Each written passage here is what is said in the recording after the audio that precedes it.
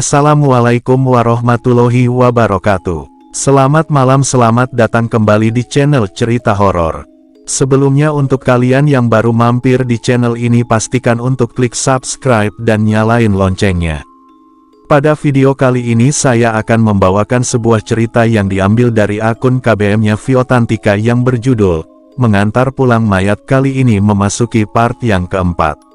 Untuk kalian yang ingin membaca ceritanya, silahkan klik link yang ada di deskripsi dan jangan lupa follow juga akun penulisnya. Oke, tanpa basa-basi lagi langsung saja kita ke ceritanya.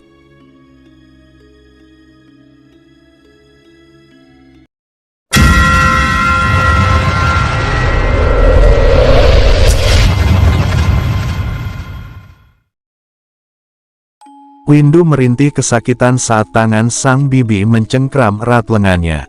Meski sudah merintih dan memohon ampun, Binur tetap mengarak Windu masuk ke dalam kamar. Di dalam kamar, Bu Ningsih yang psikisnya masih terguncang seketika terbangun. Ia mulai menyadari ada keributan antara adik dan anak bungsunya. Kebangetan Koewin, amarah Binur masih memuncak. Bu Ningsih menyaksikan bagaimana Binur menarik telinga Windu dan mulutnya masih terus memarahi. "Wes, Nur, ora mesakne koe aring aku. Anakku wes mati siji, Nur. Arep mbok pateni siji meneh. Sudah, Nur, tidak kasihan kamu sama aku. Anakku sudah mati satu. Mau kamu bunuh satu lagi?" Bu Ningsih murka seraya bangkit. Ia tergopoh-gopoh menarik Windu, kemudian memeluknya. Di tengah keributan mereka, beberapa tetangga tergopoh-gopoh masuk untuk melerai. Binur ditarik menjauh dari Windu. Keributan sempat reda meski hal itu membuat Binur pergi meninggalkan rumah duka karena kesal. Ia tak mampu mengolah emosinya dengan baik dan memilih pergi membawa hasil tes spek. "Urung tak jelaske perkarane anake Ningsih, tapi Ningsih wes nyeneni aku. Belum kujelaskan masalah anaknya, tapi Ningsih sudah memarahi aku," gerutunya. Tepat pukul 9 pagi, jenazah Ranti dimakamkan di makam desa yang terletak tak jauh dari rumah duka. Banyak warga ikut mengiringi pemakaman. Sementara, Windu masih terus mengurung diri setelah jenazah kakaknya diberangkatkan menggunakan keranda dan dipikul warga.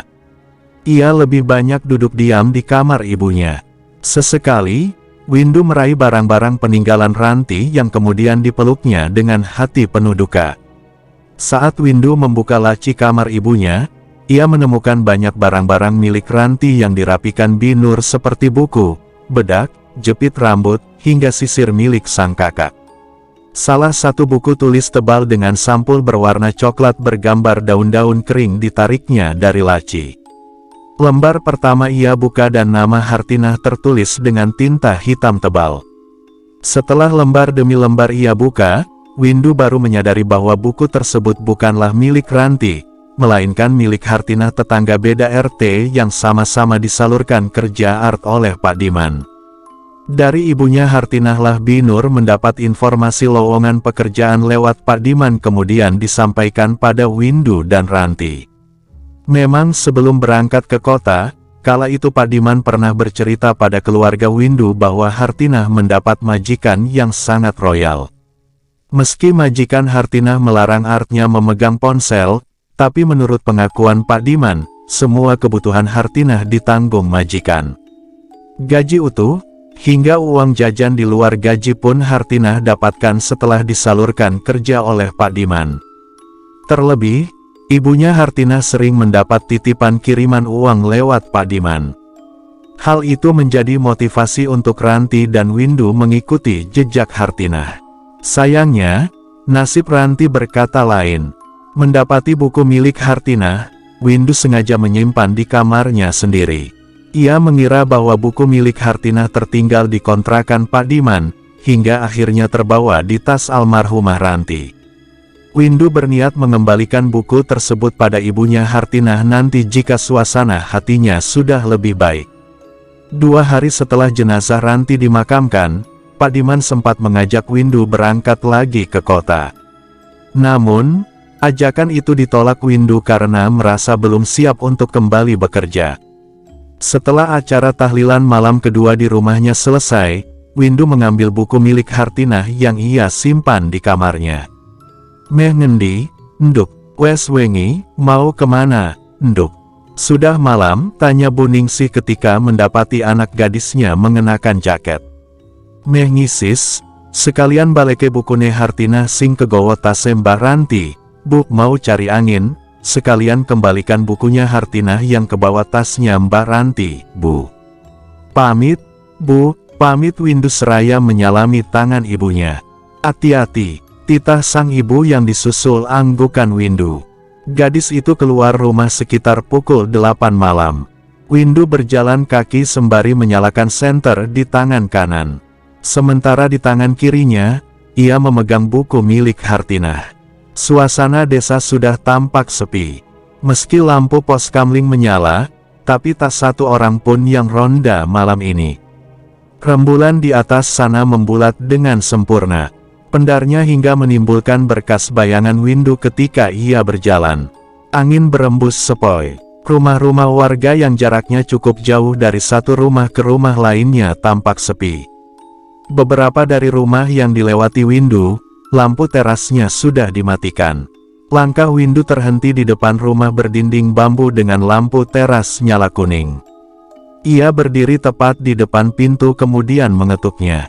"Assalamualaikum," ucap Windu. "Waalaikumsalam," sahut suara perempuan dari dalam. Ketika pintu dibuka, Windu mendapati Bu Elis ibunya Hartinah berdiri membukakan pintu. Neng Windu, sini masuk, Neng," titah Bu Elis dengan logat Sundanya. Di desa ini, hanya Bu Elis yang berdarah Sunda. Ia menjadi warga desa sini setelah menikah dan diboyong suami. "Makasih, Bu," sahut Windu.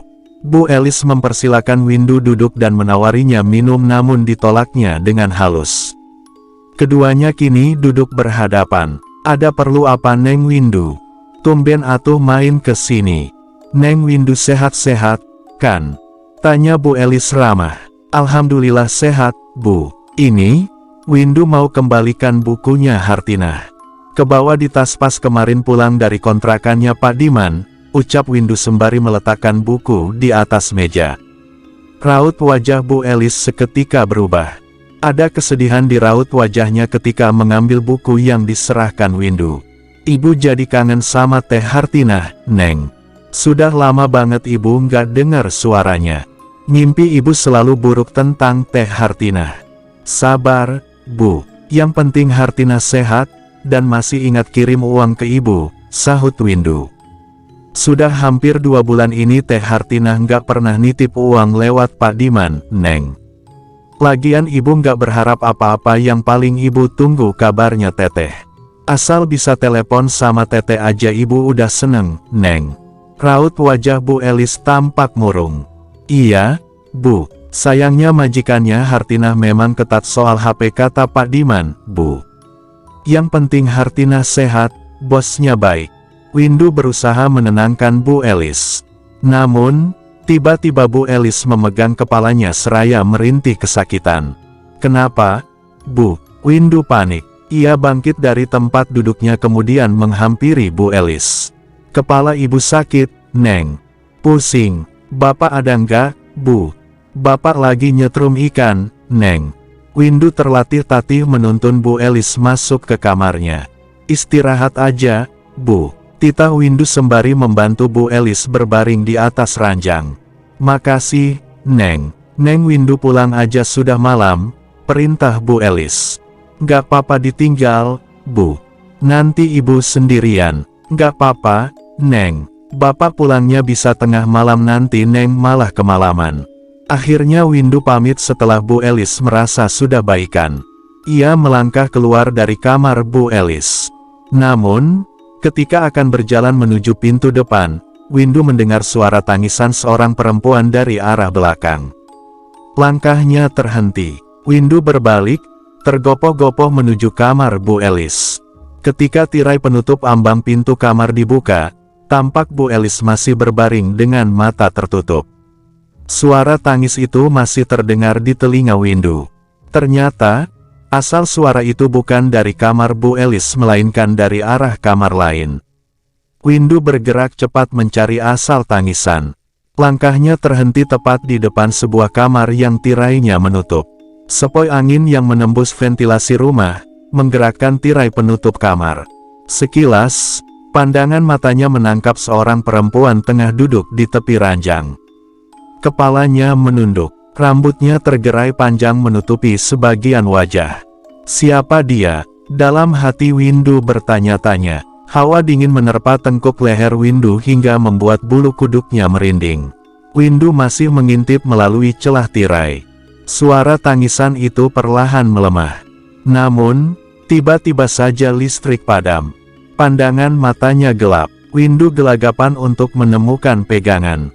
Win, tiba-tiba saja telinga Windu menangkap suara panggilan tak asing persis di depannya.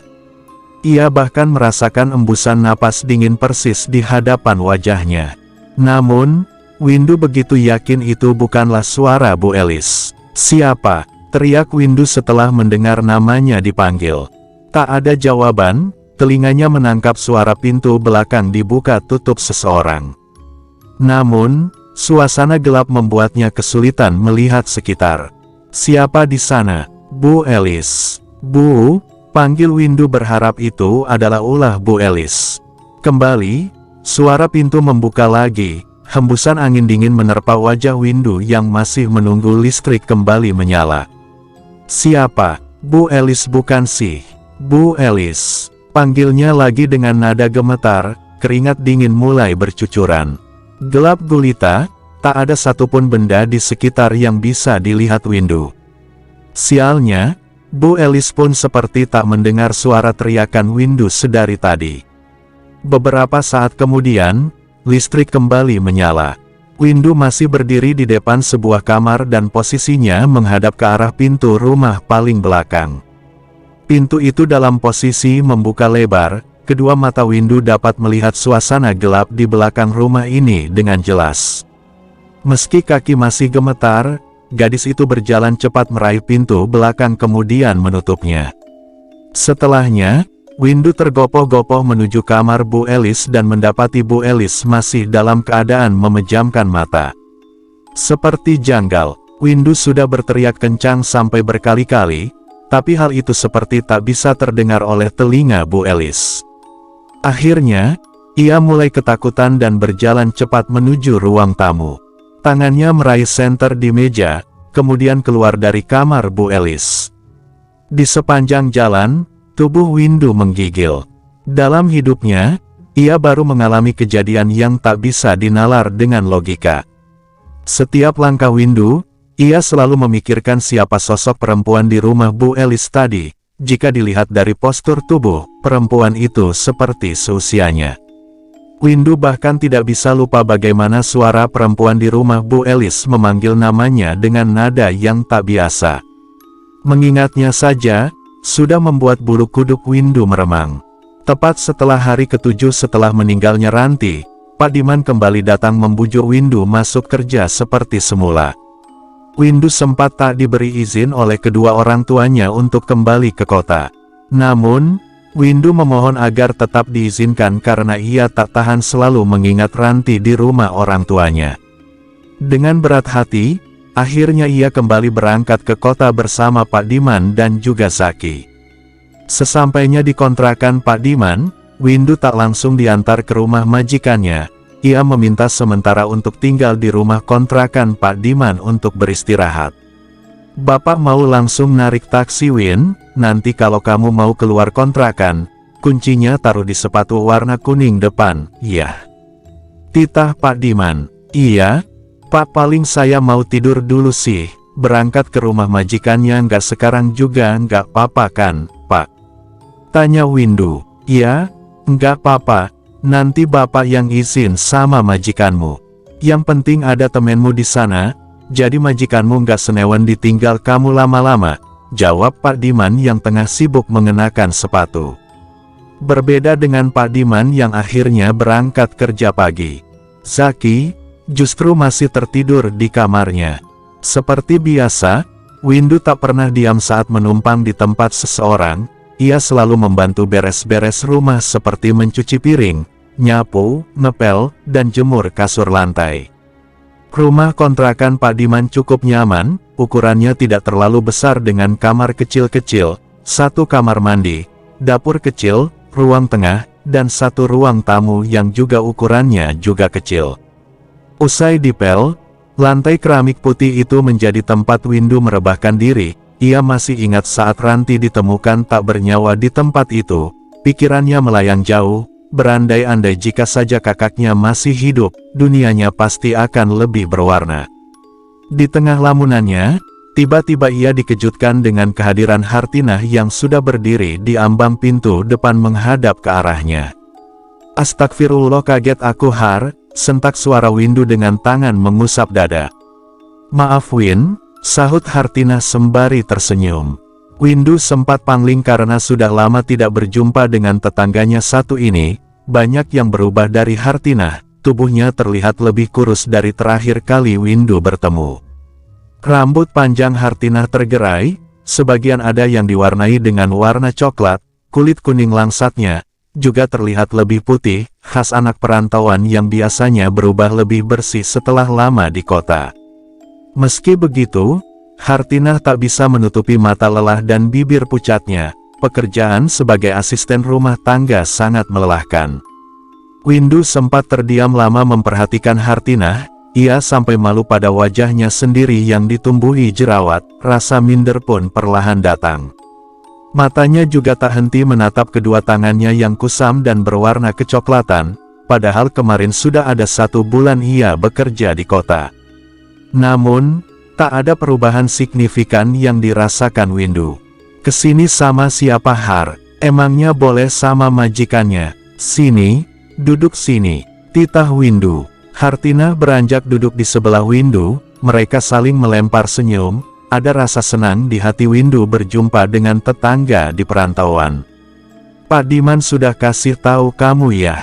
Kemarin Mbak Ranti meninggalnya di sini Har," ucap Windu seraya menunjuk lantai keramik. Hartinah mengangguk pelan, raut wajahnya menampakkan keikutsertaannya berduka cita. "Sabar ya," ucap Hartinah lirih. "Kamu kesini mau ambil buku Har? Kemarin bukumu kebawa tas Mbak Ranti, tapi sudah kukembalikan sama Bu Elis. Dia katanya kangen banget sama kamu," ujar Windu hingga membuat kepala Hartinah tertunduk. "Sabar ya Har, maaf kalau aku salah ngomong. Kamu betah sama bosmu yang sekarang?" Windu berusaha membangun percakapan dengan Hartinah. Sayangnya, Hartinah lebih banyak diam seperti orang yang kelelahan, jiwanya seperti tertekan. Windu bersyukur, meski ia tak seberuntung Hartinah dalam hal penghasilan, tapi majikannya masih mengizinkan Windu berkomunikasi dengan keluarganya. Windu dan Hartinah larut dalam perbincangan tentang nasib menjadi perantau. Mereka memiliki keluhan yang berbeda. Di kamar paling belakang, Zaki terbangun tepat pukul 9 pagi. Hari ini, ia sudah izin dengan atasannya untuk masuk agak siangan. Zaki mengucek mata sembari menguap, telinganya menangkap suara berisik Windu yang tengah berbicara di ruang tengah. Dengan hanya mengenakan kaos dan celana boxer, perlahan ia bangkit keluar dari kamar, berjalan menuju dapur, kemudian mengambil segelas air putih. Ia membawa gelas berisi air putih ke ruang tamu, tempat di mana suara Windu terdengar. "Ngomong sama siapa sih Win? Pagi-pagi berisik banget," tanya Zaki yang kemudian meneguk segelas air putih. "Sama Hartinah, Mas, orangnya udah pergi lagi. Tadi baru aja," jawaban Windu membuat Zaki tersedak. Ia terbatuk-batuk dengan setengah gelas air di tangannya. "Bo ya hati-hati kalau minum sampai keselak kayak gitu Mas," tegur Windu. "Hartinah, beneran Hartinah?" tanya Zaki terbata-bata dengan mata melotot. Windu mengangguk cepat, sementara lutut Zaki gemetaran saat berjalan kembali ke arah dapur. Raut wajahnya seketika berubah, tatapan matanya mengawasi sekitar dengan perasaan was-was.